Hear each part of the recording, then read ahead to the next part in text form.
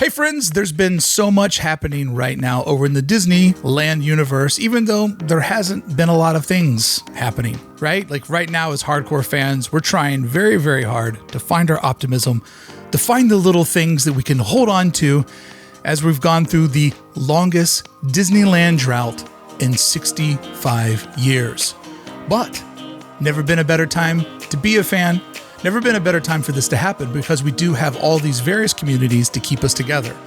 So let's jump in and look at some various news topics that's getting my Disneyland attention this week and keeping me distracted or keeping my hope alive for where the future lies. August last month was full of so much optimism that the parks would be reopening, that we would be getting in there soon. People started to see lots of different cues on things that they believed were leading them to the conclusion that we were getting closer than ever to getting back inside of Walt's original Magic Kingdom. One of those things was people were noticing that at night they were seeing Disneyland and DCA lit up. Disney was testing the lights, getting it all ready for us to show back up. Another thing that people started to notice was that the park had been transformed, covered with plexiglass.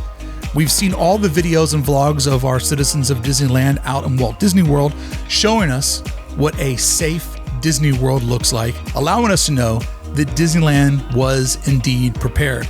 We started to see different indications around the park that the park was reopening.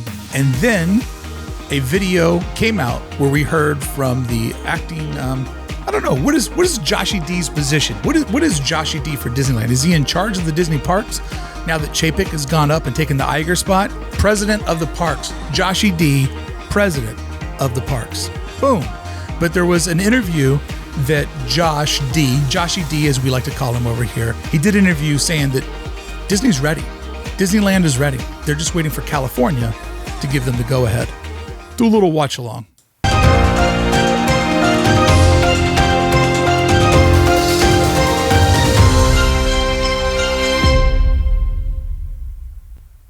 Welcome everybody to this week's edition of the DoW Report. It's an opportunity for all of us to hear from CEOs from America's top travel companies. Today, we're lucky enough to have Josh D'Amaro with us. He's chairman of Disney Parks, Experiences, and Products. He's been with Disney since 1998 in many leadership roles. He's headed up and been president of Disneyland and Walt Disney World. He also oversaw the largest expansion that Disney's ever had, their Star Wars Galaxy Edge. Earlier this year, Galaxy Edge. Galaxy's Edge. Josh became chairman of Disney Apostrophe S. There's not more than one galaxy. Parks, so he oversees all the parks in the US, Europe, and Asia.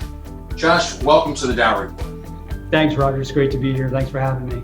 First of all, Josh, big thanks to your Chief Medical Officer, Dr. Pam Heimel. She was very helpful to us as we developed health and safety guidance for the industry. I know you've adopted that and more at Disney. Can you tell us how that's going with your guests and with your cast members? This idea of people trusting Disney is a big deal. It's a big responsibility, and I feel that weight on my shoulders. I know our leadership team feels that. So the safety of our cast members and our guests is always going to be at the top of everything that we do. And as we thought about reopening some of our experiences around the world, broadly speaking, probably 5 categories that we think about. The first one is just all about... Before you get into the 5 categories, I want to absolutely say that I have loved Josh in the leadership role. He seemed like a very cool guy. I also enjoy that he, previous to taking this position, he was in charge of Disneyland. So he understands the Southern California customer. He understands our park and how it's different than the other parks around the world. And he's talking about safety. And I think safety really is a huge part of the Disney brand. Like happiest place on earth also would equate that it's the safest place on earth, or a place that you feel incredibly safe. And I have to say, I've now been to Downtown Disney twice this summer, and it's not only the most fun I've had in public, but it's the safest I felt in public. And because Downtown Disney is a private property, it's been very nice to live in a world for an hour or two where everyone is living under the same rules, the same agreed issues are happening. Everybody's living by the same rules. So Disney does have a huge brand that wraps around safety, feeling safe. It's an honest brand. It's one that you can trust. So when a lot of people are really curious about why isn't Disney doing what Knott's and SeaWorld and other Orange County parks are doing to stay adaptive, to be able to stay open, to stay resilient, I think Disney really understands that the level of their brand, they're perceived to be in first place by many in the industry, if not everyone.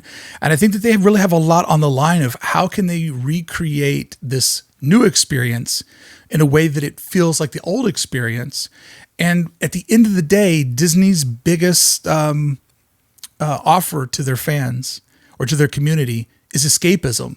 So this is a very, very difficult time to escape from reality because reality right now is crushing all of us. So just out of the gate, talking about how safety is a number one concern of theirs.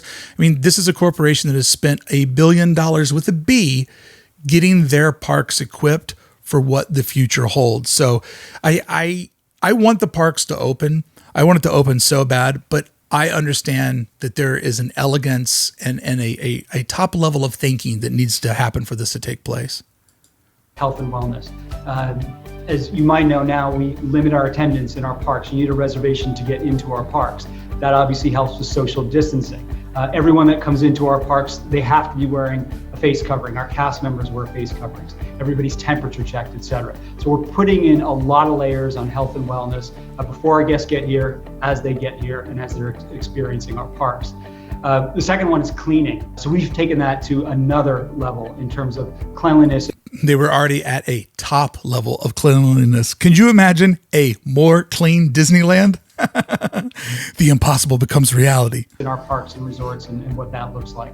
The third area, and I know a lot in the industry are taking advantage of this, is leaning in much more heavily towards technology. And here what we're trying to do is limit as much contact as we can. The fourth piece is new training. I believe that technology part is here to stay. I don't know if plexiglass will always be around. I don't think that stickers on the ground will always be around. But I think a lot of this technology of how do you bring in 50,000 people into a park each and every day, and how do you keep them moving fluidly? How do you keep everybody moving along? So I think, once we all saw how Rise of the Resistance boarding groups worked and mobile ordering that came out in 2019, we got to be grateful and thankful where we can. There's never been a better time in technology to have to go through this pandemic. If this pandemic would have happened 5 years ago, 10 years ago, it would have been crushing at every level. We're at a moment where technology can help us combat this and actually rise above it. And in many ways, some things that will happen through COVID-19 will create a superior experience moving into the future. I know that's hard to think about now, but it's where you got to get your mind at.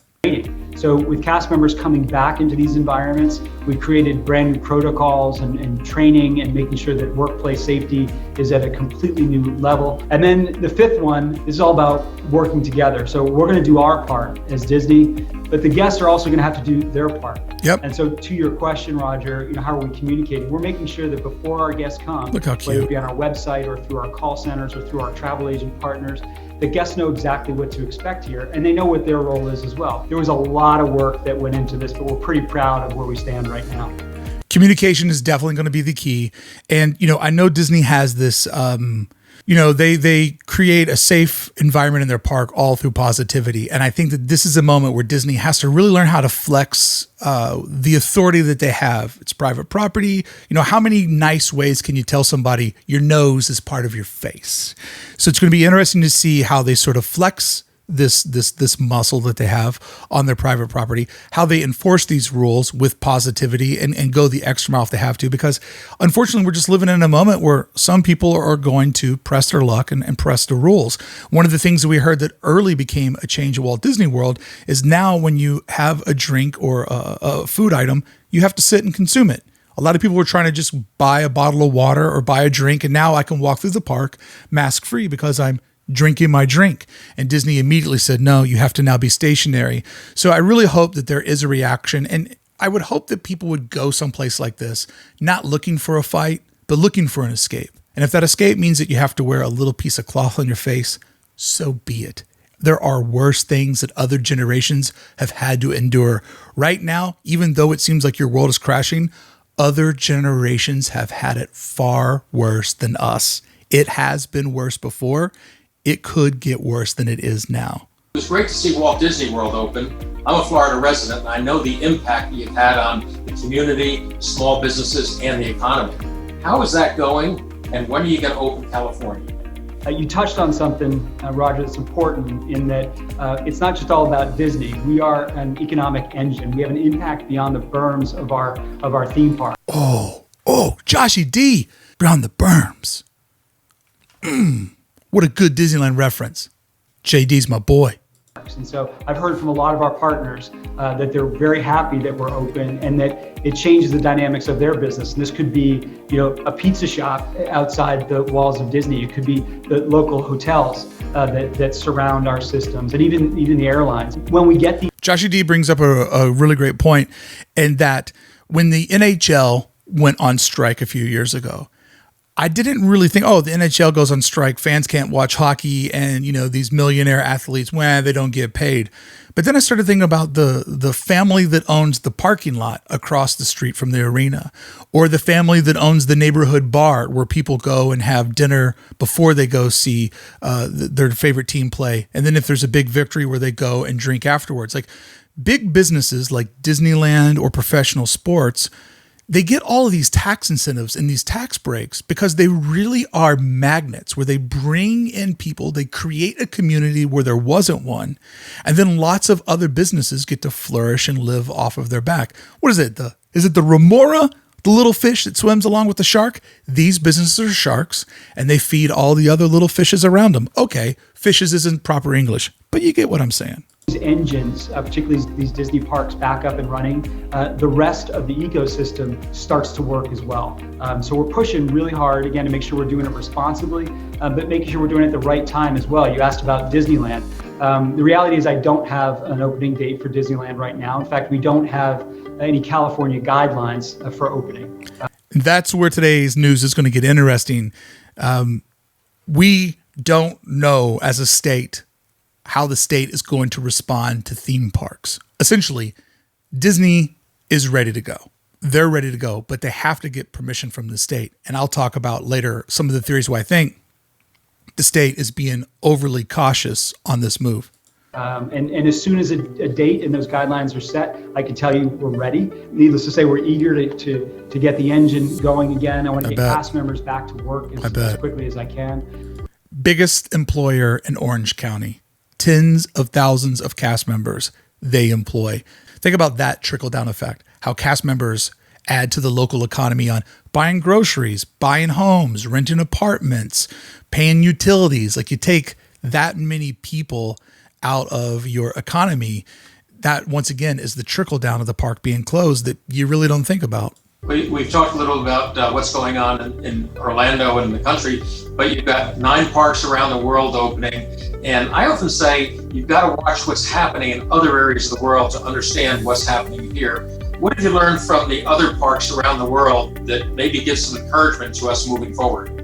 I think first and foremost, as I've indicated before, our guests have been very, very accepting of the new protocols that we've put in place. And that's given us confidence in opening our other theme parks around the world. Operationally, as we see people move around the park in different ways, as we see them ingest some of our entertainment in different ways, we're adjusting. Every time we see a little bit of a change in one area, we're adjusting in another area. We're choreographing all that, and we have a great benefit of all these parks around the world and making sure that they work together. There's no question this crisis has really accelerated trends and innovation. I know you've had to quickly act and bring technology to bear. What are the things that you've done, and how many of those things are here to stay? We've figured out a way to really push hard on technology, really accelerate some of the ideas that we've had for a long time. So you think about things. One of the things I've always enjoyed about Disney from a designer's perspective is how they do constantly adapt, constantly evolve, how they use technology for growing the business. I mean, 2 easy things to think about. Rivers of America was never designed to do Fantasmic, but somebody stood there one day on the banks and said, this outdoor space could be an amphitheater. Turning Mickey's Fun Wheel or the Pixar Pal Around over pre-World of Color into a giant Simon Says, to keep thousands of people patiently waiting for World of Color occupied by getting a chance to control the Fun Wheel. This is a situation in front of us. How do we adapt to it, and how do we improve it? That is what I love learning from this corporation. And this is what I think I get out of it from being a designer, from being a creative, is you're constantly seeing how they evolve their business. And owning a business, being an entrepreneur, you're basically giving yourself permission every single day to take on the burden of creativity, to take on the burden of adaptation. And I know that if you have a job and you're inside of a 10,000 or 100 employee organization, you still have those responsibilities. But I'd like to bring home that for the entrepreneur, you solely take on all of those responsibilities. So a part of being me is being problem solving. And I love watching the way that this corporation problem solves with profitability in mind, because it is a business, but also with customer and guest experience in mind. They do it better than anyone. And I really think that's why they are taking their time with Disneyland and not jumping on the Southern California trend of how do we just get our gates open and offer people something. I don't think Disney wants to offer subpar, although I would take it if they did. Like reservation systems in the park so that we can manage capacity and therefore guest experience a little bit better. It's working exceptionally well for us. Things like mobile order, Roger, so you can walk up to a restaurant, have your meal ready for you when you arrive. Things like queue reservation systems that we're executing in different ways, or even how you might pay for merchandise or without transacting with a credit card. And this technology, it doesn't only help us during a time of a pandemic, but I also think it actually leads to a better cast and guest experience. 100%. So these are things that are helping us now, but I think they're here to stay. Earlier, Josh. Think about how they manage the expectations of Rise of the Resistance, right? This once in a generation new technology, a brand that is so beloved. People love Star Wars so much that they hate it. If that makes sense, if you follow that train of thought, like they love it so much that if it's not perfect, then they hate everything. The way they were able to manage those expectations, the way they've been able to take mobile ordering and just improve on the whole system, that if you're ripping the park and trying to do as many attractions as possible, there's now an accessible way for you to do that. They have really, really leaned into technology. So you got to keep in mind that we don't want to go through this, but it couldn't have happened at a better time. You spoke about how beyond the berm, Disney impacts so many other businesses and so many travel businesses or small businesses. What have you learned that you can share with them, or advice that another company might take, big or small, that now you've been down this journey? We are all in this thing together. Yep. And what I've been so happy about and so enthused about is that the industry has come together. This is an ecosystem. I don't operate on my own. You think about travel agents and how great partners they've been, our airline partners that I referenced earlier, hotel partners, et cetera. It's all connected. And I think what's been so nice is everyone is sharing. And I think that's incredibly positive. And I think, to be honest, I think that's something that I hope perpetuates going forward as well. In terms of things that we've learned. One of the things you learn in isolation is how your industry is so connected to its other pieces of the industry. So there's so many businesses right now that are hanging in the wind, waiting for a Disneyland opening date, that they have no choice to really work together and realize how strong they are together. And I think one of the things that I've tried to ignore the divisiveness of 2020, but being alone really has made me realize, and hopefully you too, how connected you are to your team, to your friends, to your community. That has been the biggest eye opener for me. Don't take things for granted and realize that you're in this alone, but I need everybody else to be in this with me to succeed. Learned and what's important to us. Number one is brand, and I referenced this a little bit earlier. People trust brands today more than they ever have before. Staying connected with your guests, even when you might be closed. We were closed for quite a while, but we didn't just stop talking to our guests. We actually leaned into digital formats. The last one is something I'm very passionate about, is just focus on what makes this whole industry work. And those are our employees. And particularly in this industry, it's so important that we have engaged employees. We have employees that understand what's happening around them and that they're ready to receive guests. These are the difference makers for us. And I think for the big brands or even small brands, this is where I would be spending a lot of time. To close, I'm going to ask you the question that everybody asks me, and I don't have the answer for it, but I'd like to know Josh's answer. When do you see things going back to normal? I thought he was going to say, what's your favorite ride at Disneyland? Oh, I wish I could answer that simply. What I do know, Roger. It's a trap. Don't answer it, Josh. It's a trap question. Though, and you know this too, we will recover. Yeah. There's absolutely no question about this. If there's a resilient industry, this is it. Yeah. We're living in it right now. People will always need to travel. People will always need to experience the things that our industry delivers. So there's no question in my mind that people need what we do.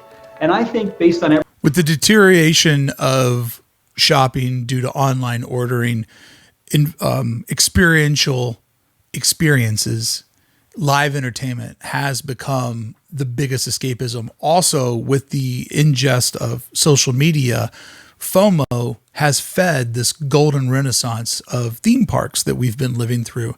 This is something that people will always find a budget for. They will always find time to do it. This is a very, very resilient industry. It was a very profitable industry, which is good because they've been hit, maybe harder than most and harder than a lot of other industries. But it is an industry that will bounce back because this is something that people will always have a budget for. Everything that we've talked about here, the new protocols, the way that we're moving faster, the way that we're communicating more effectively and transparently, we're going to come out stronger. I know that might be hard to believe right now, but I think we're going to come out stronger than we went in. And I can tell you that when the Disney guests are ready to come back and visit our theme parks or go on our cruise ships, I'm listening. Go on our adventures, we're going to be ready, and we will invite them right back in. And I'm looking forward to that day. See, this is one of the things that has been very interesting to me and why speeches like this make you feel better about what you're going through. This is what leadership looks like. This is what leadership sounds like. And it's been a very interesting thing going through this, particularly in America, because we have seen the private sector time and time again take the leadership role. When all of this was happening back in March of this year, you saw South by Southwest, the NBA, the NHL. You saw the private sector start responding way more fast than the public sector to try to make sure that they could save not only their employees, their cast members, their athletes, but also save the communities that they serve, to protect their fans. And so it has been a real eye-opener to me to really see the leadership of the private sector come together. Okay, that's pretty much where that wraps up. So all of this leads us to the big question. When will Disneyland reopen? Because the park is ready, but they are leaning on California. So August was a really, really wild month in that we hear an interview from the president of the parks, we're ready. Then on August 23rd, we see that Orange County had been taken off the California watch list. But as 2020 would have it, just 5 days later, the whole system for California would get readjusted. Something I want people to keep in mind is that Orange County is a very, very small part of Southern California. I personally live in Los Angeles County, but I spend all of my days going between LA and Orange County. You don't really particularly stay in the county that you live in. So if you look at this map that I've provided for you, you can see that Orange County is by far the smallest county in Southern California. You can see the size of Los Angeles, which is the second biggest city in America. You can see the scale of San Diego, but look at Riverside and San Bernardino. Those communities are massive in scope. So therefore, saying Orange County as an individual county is doing okay is really not looking at the entire map. And this is why I believe we're seeing Disney and the other parks treated a little bit differently, because Orange County is that little donut in the middle of this map. But people from LA are going to go there. This guy from LA are going to go there. People from San Bernardino, people from Riverside, people from San Diego. And another thing to keep in mind with Orange County, even though it has a couple of smaller towns in it that aren't economically the best, it also has a vast amount of wealth. It has some of the most expensive properties, some of the most expensive zip codes in all of America. So it is small and it is diverse, but it scales to people that quite honestly are living the good life. I mean, you ever been to Laguna Beach? It's in Orange County. So therefore, looking at Orange County as an individual metric is a false metric to pay attention to. So 5 days after Orange County came off the warning list, this new statewide mandate was rolled out, where you would divide the state up into 4 different danger zones: widespread, substantial, moderate, and minimal.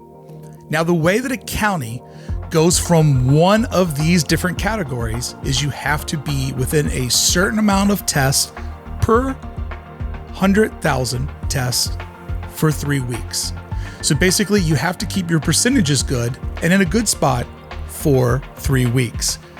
Sad news for every Disney fan. Orange County, Disneyland, all of Southern California is in the purple zone, which means that it would take 3 weeks for it to get into substantial, another 3 weeks to get into moderate, and another 3 weeks to get into minimal. All of this also co-aligns that with November, we will also have the flu virus coexisting with coronavirus, meaning it could be a very long and dark ride to get to where you want to go. Now, a curious part of all of this is this list that was made that shows how different businesses fall into these different tiers of opening. I found this over on the Mice Chat website. They have an amazing article that explains all of this in greater detail. If that's something that you're interested in checking out, love the Mice Chat website. But what's interesting in here is they pointed out, and others have pointed out, there is no mention of theme parks on this list. That's because theme parks, sports arenas, they are a whole different animal that brings everyone from the community together. Therefore, it is my opinion that they are being treated on a whole different scale of how is the region doing before we bring everyone together. Not the news you wanted to hear, but I think that these are the things we should get prepared for in a way that we should look at it. Because if Orange County somehow was able to ride that wave and do well on its own, think about who will be coming into the park. I don't know if there's ever been a day in Disneyland's history where everyone there was from Orange County. Don't forget, people from LA made Disneyland. They came down and picked this spot because Orange County at the time was perfect escapism from LA County. So therefore, we don't know when the theme parks are going to open. We don't even have instructions for what theme parks need to do to get on the list to reopening. I believe that's because the state are looking at these as much as we love the parks, they are non-essential. And they bring in people from all directions, all economic backgrounds. Everybody always has a little Disneyland budget in their back pocket or Harry Potter. But these are areas that bring everybody together. Therefore, they're being safe. And if I want us to do anything, I want to be safe today for a better and faster tomorrow. I'm cool with it. Hopefully, you can be too. So if we do the monkey math, the last time Disney announced they were going to open, they gave themselves a portal of 38 days. If it takes 3 weeks to get between these different zones, and Disney needed 40 days, give or take, a couple of months ago to reopen, it's not going to happen fast. October, in my opinion, is gone. September is clearly gone. Right now, we would be looking at a launch date somewhere in November, December. The weather's going to change. The climate's going to change with other viruses being introduced into that time of year. There's going to be political turmoil. Be prepared. Be prepared. It might be a while. That's all I'm going to say. I'm not going to say it's not going to happen. I'm just going to say, get your mind right. Get your mind right, and we'll get there together. Oh, it's such a downer. It's such a downer. Such a downer. But where there's Disneyland, there's always hope. There's always something for us to hold on to. We've got some construction news. The parks have been using this time to stay busy. Look, it's Joshy D hanging out next to the new Quinjet, parked on top of the Avengers. Like, this is the what is this building called? I believe it's like where it'll be like a meet and greet for phase 1. Then eventually in phase 2, whenever that may be, it'll happen one day. They've researched this. They've put it into it. It'll happen. I'm going to stay positive that it'll happen. But eventually this building will go on to be the facade for an upcoming e-ticket celebrating the Avengers universe. So the Quinjet was installed, which meant executives assemble and get together and go look at this new thing that's coming in to really, this is a big moment for the Avengers campus that they're still working on. Showing this being installed is just a little bit of hope that things are still moving along. There we see cast members out there, construction workers, both people that are Imagineering executives, just being pumped to see this little indication that things are moving forward. We did it. We did it. We put it there.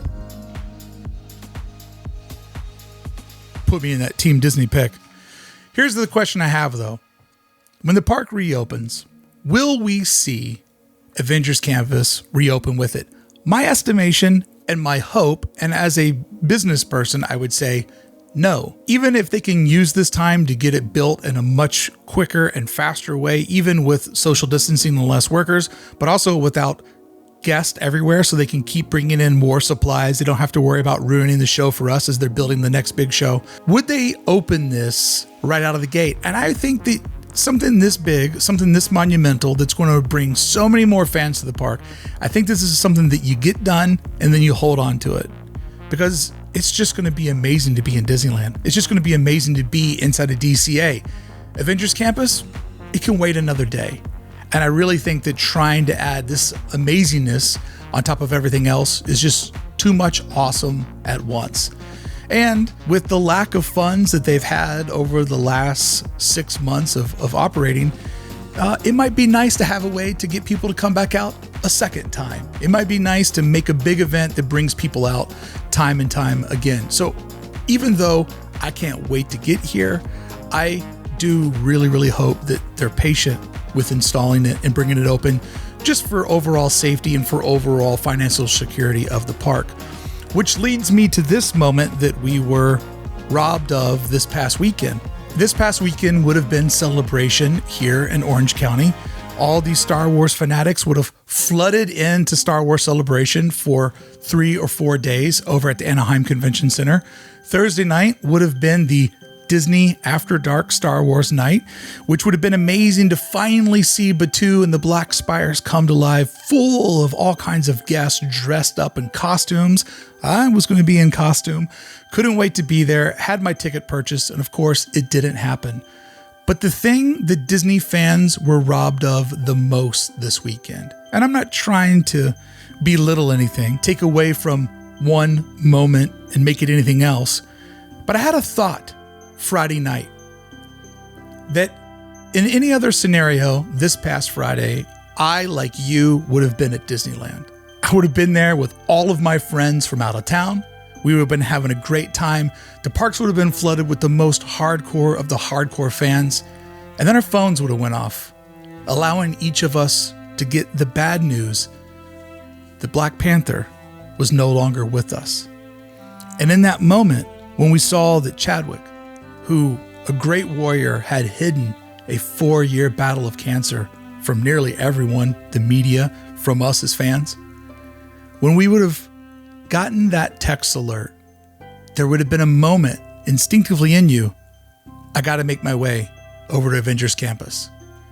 And fans in droves would have worked their way over to DCA, no matter how deep into the walls of Disneyland that they were. They would have worked their way over to DCA, and the fans would have gathered organically as a community. And I can only imagine what it would have been like standing there with strangers, standing there with friends from out of town, and standing there with the people that I love to go to the park the most with, chanting Wakanda Forever as a community. And this moment was taken from the fans, and it was taken to the tribute of such a great actor, and we were robbed of this moment. And this is a moment of community. And these are the things that happen organically at Disneyland. They don't sell tickets for this. They don't announce this. These are just when things happen, the world responds. And it's nice to go someplace where you can respond with people that feel the same way that you do in that same moment of hurt. So when I think about a lot of the things that were missed at Disneyland this summer, and a lot of the things that we got cheated out of, that organic healing, and more importantly, celebrating a legend and a legendary character in a moment where Hollywood was able to define a generational shift in perspective and how we see our fellow citizens of Disneyland and of America and of the world. You can't plan those moments. but they happen at the park. Because the park is a real place full of real people, real passion. It's a real community. It's a real little city. A city that was robbed of an opportunity to celebrate a great person and a great moment in pop culture, fan culture, and the history of the park. I really do hope that that e-ticket opens, and I really do hope that the Black Panther is a big part of that journey. And I hope that every time we get to travel to Wakanda, we remember that moment, this moment in the Marvel Cinematic Universe, but this moment in the Disney Corporation's universe of telling stories that reflect all of the people that walk through the gate. Sorry that got a little bit deep, but that was just something I've been feeling, something I wanted to talk about, something I wanted to share. Wakanda forever.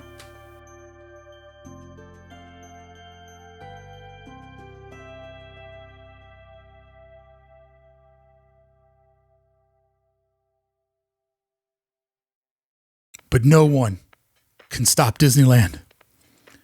No one can stop the progress. Mickey and Minnie's Runaway Railway has gone vertical. That's right. The dirt patch has been dug out. The old building has been moved away, and we now have vertical construction.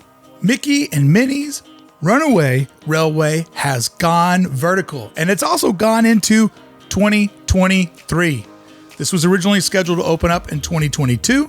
They have moved it back a year, and I'm fine with it. Totally fine with it. Might not even get back into the park until 2021. Give it room, let it breathe. Let these big openings happen when we can fully celebrate. I want to ride the new rides mask-free. I want to ride the new rides in a busy Disneyland because guess what? When they opened up Rise of the Resistance on January 17th, that was one of my best Disneyland days ever. Showed up at midnight, stood in the ring, but the community of Disneyland was there and it was strong. And like what I was just talking about with Avengers Campus not being open, the community of Disneyland is what makes Disneyland. So let's push back these things that we're eagerly awaiting and do them at a moment when we can do them with the pride, with the celebration that these achievements deserve. So hey, 2023, I'm looking at you, kid, and I can't wait to run away on the railway. And you know, you get Goofy involved in anything, you know he's going to break it. No doubt about it. Look at this sick view from the Team Disney Anaheim building. Could you imagine that you just look out your office and be like, yeah, they're just building Mickey Mouse's first ever attraction inside of Disneyland. Also a good view over to the Matterhorn, looking in the backside of Toontown. If you could shimmy it over a little bit, you can even see a couple of spires from Batuu. The first steel beam is being installed for the future of Mickey and Minnie's Runaway Railway attraction at Disneyland. Scheduled to open now for guests in 2023. Disney Imagineers proudly joined Disneyland Resort President Ken Potrock outside the construction zone this morning as the beam was lifted into place.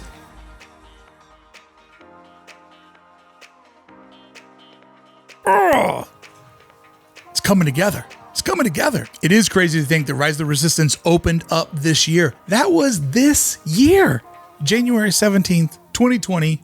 One of the best Disney days of my life inside of one of the worst Disney years of my life.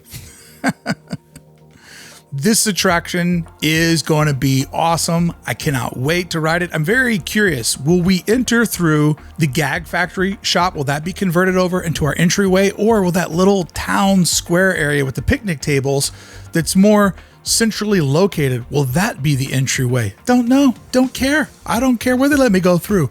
Just want to go through. Just want to run away on that railway. In other news, as far as seeing if Anaheim is thinking about getting back together, over on one of the Disney websites, they mentioned that they were doing auditions for new talent to appear over at Avengers Campus, looking for new cast members to be a part of the stunt shows over there. So there are things that are moving along. They're a big corporation. They know that they got to get things ready. And it'll just be exciting to see when all of this takes place. And I know Disney, I trust this brand. It'll take place when the time is ready. I also trust the state of California and that they are looking after all of their citizens. They understand the importance of these theme parks to our economy, to our happiness, but they also understand that to be aggressive now makes for a better tomorrow quicker. There is such a huge demand to get back into Disneyland. The Downtown Disney, who knew you would be the hero that everybody needed? Who knew that Downtown Disney, this thing that you just breezed your way through, would be the hero that would save the day? The demand for Downtown Disney is so strong. I went there again this weekend. Some friends were hanging out poolside and we said, you know what would be great right now? Salt and straw. I say to that, when is it not a good time to have salt and straw? So we went on an epic journey to go there to pick up 14 pints for a nominal fee of $214. But when we got to Downtown Disney, it was packed. I'm going to show you dueling banjo photos from Walt Disney World News Today and Mice Chat, where they're covering the same thing, just giving you a roundabout view. And my photos are the exact same way, but I shot mine vertical because I was making stories. This is what it looks like to go to Downtown Disney on the weekends. You get in this long line. They are parking everyone in the Symbol lot. But I want to tell you why this isn't a bad thing. Because what they're doing right now is one car in, one car out when they get to capacity. Now, this might make you, I don't want to wait in line, but waiting in a line today is a good thing, because waiting in a line means that there's safety ahead. It means that somebody is worried about you being around too many people. So you wait in your car, you wait in your little bubble, you talk to your friends, you listen to good music, you put me up on the YouTube on your phone. But when you finally get to the end of your destination, there is a crossing guard in front of you, a cast member, and when a car goes out, your car goes in. And then when you get to the parking lot isn't that crowded. They are maintaining the levels. If you follow Disney over on Twitter, they will send you out a tweet that says, to keep our cast members and our community safe, we have temporarily paused parking. That means politely, stay away. We're busy.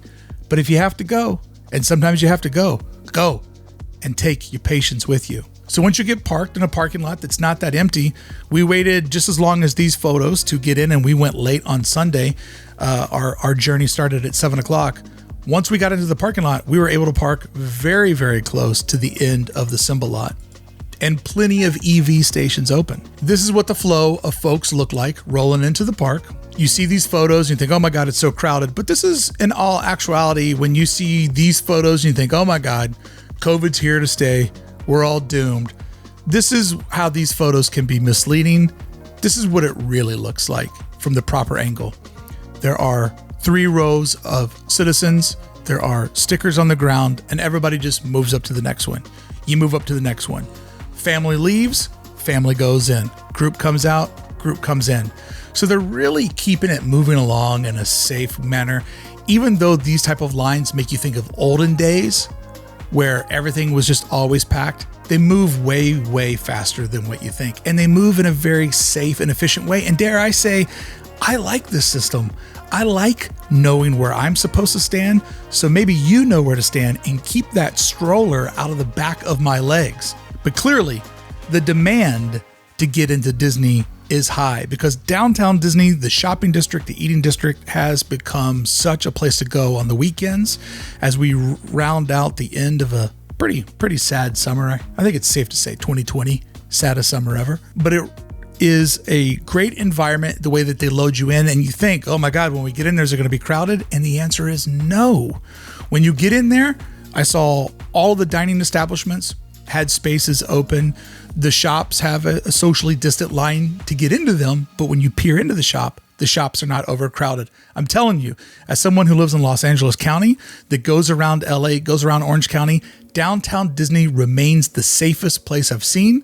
So this wait is for them to ensure that when you get inside, when you're on their property, you're their responsibility, that you have the safest experience possible.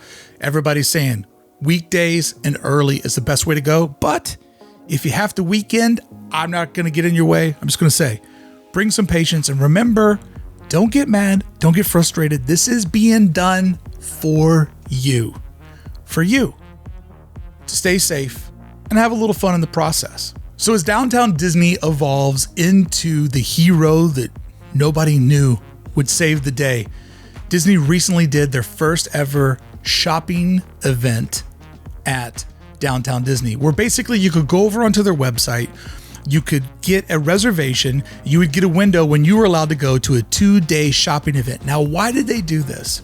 Well, because they learn from their mistakes, or they learn from our mistakes, maybe I should say. I was able to go to the cast member preview and see Downtown Disney a day before the general public. Thank you, Philander. The very next day, there was footage that got out on the internet showing fans going crazy getting the 65th anniversary limited merchandise.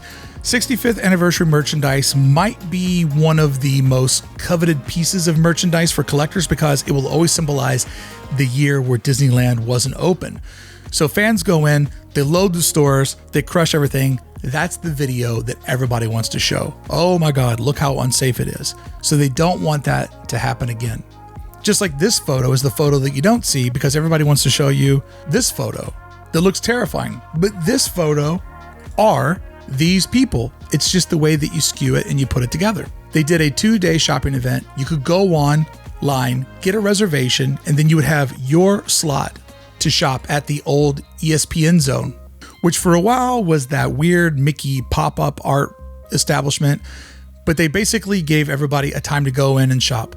2 days of RSVP shopping slots sold out in less than 1 hour. What were they there to get? Well, you would walk in, you would be assigned at the front door. You see this guy here. What's your boarding pass? Okay, wait for somebody to open up. You're going to go over to station C. You're going to go over to station D.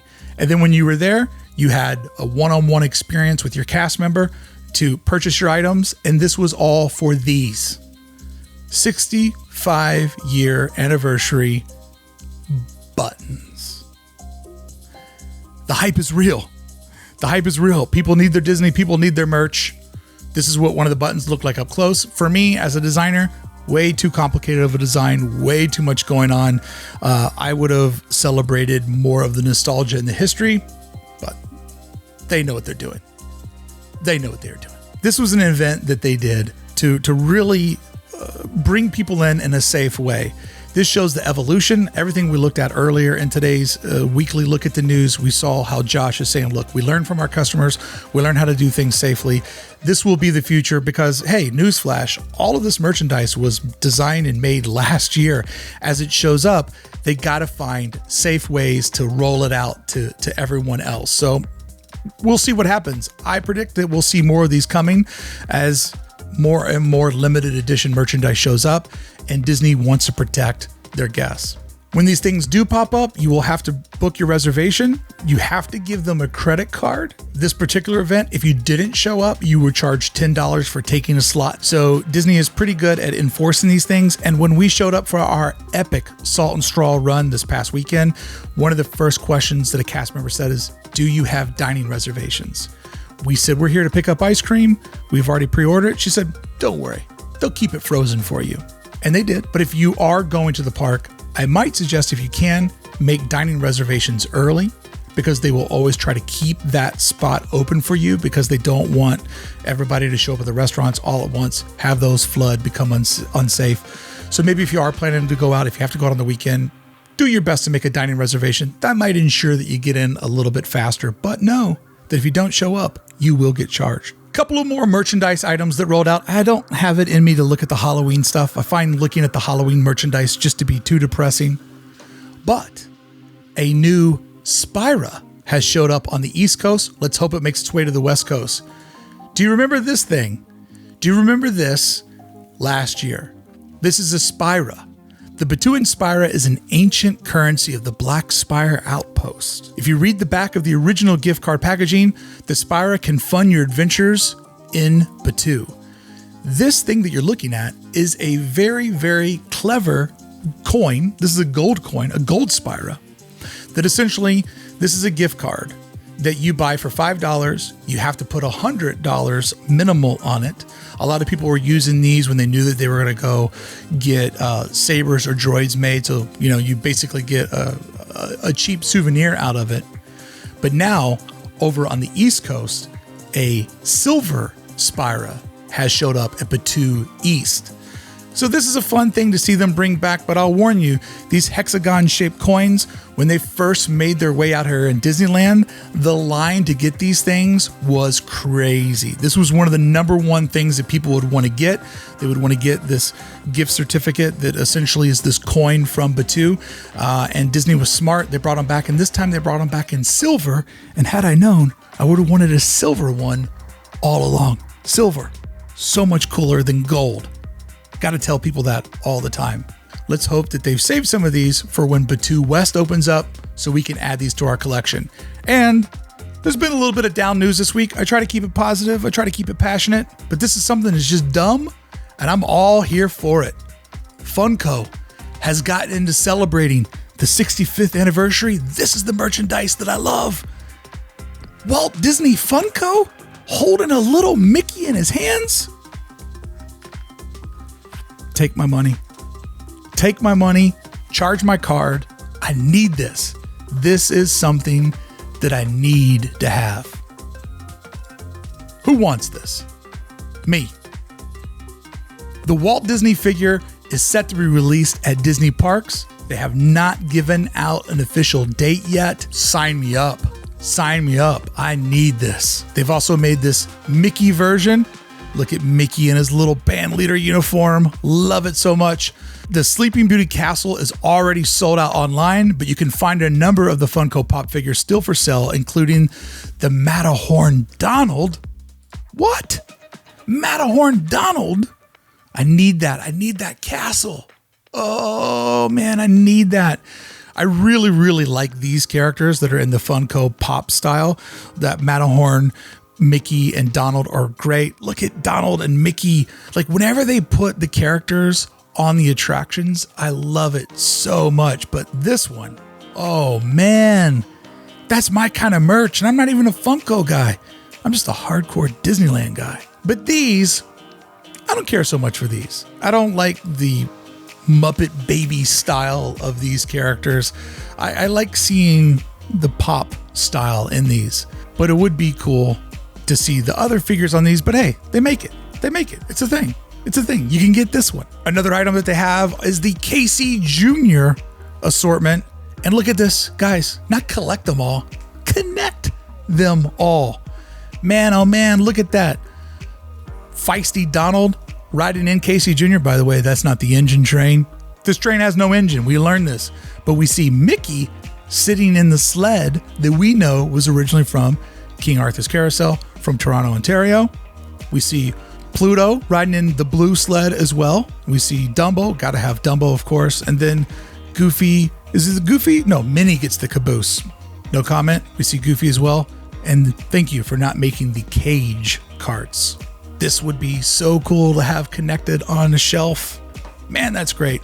And then Target with the exclusive of these three characters from Alice in Wonderland. This past weekend, Target rolled out some exclusives from Star Wars, I believe some Black Spire type exclusives, and wiped out. The end caps were wiped out. But if anybody loves me, if anybody cares about me, you'll just make sure that this somehow lands in my lap. Do it for Bricky Mouse. Do it for me. There you go, friends. There are some things that I thought was interesting this week in the Disneyland universe. If you like this video, please like, comment, do all those things. Tell it to a friend. Yeah, you just do something. It's pretty sad over here. And if you do that, then I'll be back next week with another look at what happened in the world of Disneyland. And if you enjoyed seeing this on YouTube, you can watch me do it live on my stream over on Twitch and hang out with me. And if you need a little bit more, we have a great episode of Disneyland for Designers that drops today with me and my co-host Jared, just kind of looking back on the summer and looking forward into the future. An open discussion on this week's episode of Disneyland for Designers podcast with Jared and I, just sort of looking at what it means to be a fan right now and how we made it through the summer and how we continue to make it through the fall. So I hope you enjoyed this week of Disneyland news. I'll be back to do it again next week, only if you like.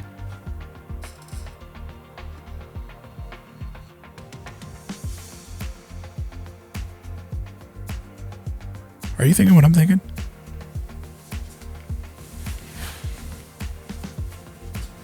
the cloak of darkness, I will become your Walt Disney now. Now that your precious little Disneyland has closed, I will become Funko Walt. Yes. Yes. Yes. It is my castle now.